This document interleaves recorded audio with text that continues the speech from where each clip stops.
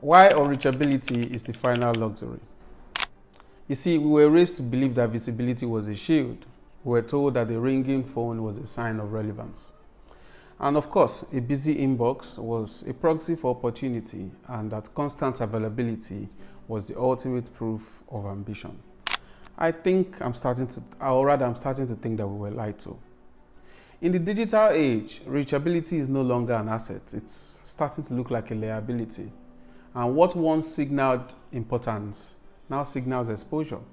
You see, to be perpetually reachable is to offer yourself up as a surface to be pulled apart, One micro decision, one quick thing, and one notification at a time, every time. This logic has flipped. Reachability is for the replaceable, and silence is for the sovereign. I will explain. You see, modern systems reward responsiveness, but they punish those who absorb too much of it, and you've seen it in your life. Every message is a request for context switching. Every ping is a fracture in your focus, and none of these moments are, heavy on their own, but together they stress you out, they hollow you out. And what we call burnout, I think, is not exhaustion from the work. It is the exhaustion from being perpetually interruptible. It is the fatigue of living inside an open loop. Total reachability creates a permanent draft state of the self where you're never fully present, where you're never fully absent, and you're always partially on call. Partially. And you see, you cannot build a cathedral if your doors are always constantly swinging open. I like that line. So, the earlier forms of life had buffers, and work ended physically, and social roles were bounded, and silence had default legitimacy.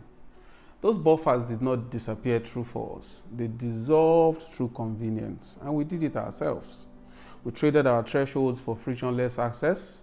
We moralized responsiveness until a slow reply felt like rudeness, and a delayed decision looks like incompetence. That's what's happening. But I am starting to see that a correction is emerging. The people with real leverage, they are no longer the fastest responders. They are the ones whose silence does not need an explanation.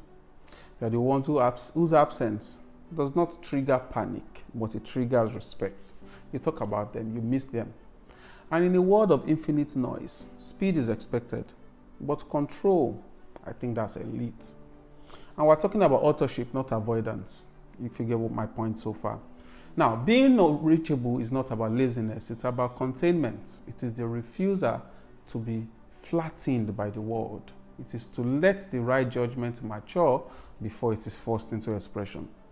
I don't think you will get clarity by being pinged. I think clarity requires some sort of perimeter, a closed circuit where your internal synthesis can happen without external revision all the time. And I'm starting to see that this is the new status symbol, not the theatrical digital detox, but the capacity to choose where attention is spent and where it should be, not merely where. And get me right, I think the next generation of systems that we will build will not compete by making everything faster. They will compete by knowing what to slow down. They will stop monetizing every slice of our attention and start protecting it. And that is not because it is virtuous, but because it works. So unreachability is not a withdrawal from reality. It is a way to remain the author of your own life. And in an environment that constantly demands that you should be everywhere at once, choosing when to be absent is now the most decisive luxury of all. Stop being an open loop. Become a destination. Thank you.